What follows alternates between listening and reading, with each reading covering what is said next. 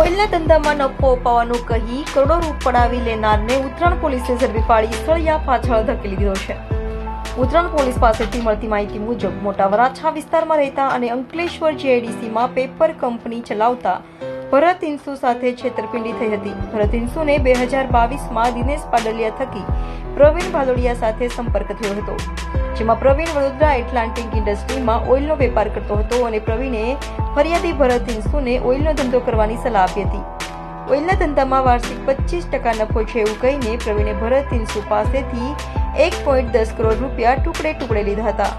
ભરતને આ રકમ 24 મહિનામાં આપવાનો વાયદો કર્યો હતો। આ ઉપરાંત વાર્ષિક 25% નફા પેટે 5 ચેકો તેમજ પ્રોમિસરી નોટ પણ લખી આપી હતી અને આરોપી પ્રવીણ, હર્ષ તથા મુકેશને સાક્ષી પણ રાખ્યા હતા।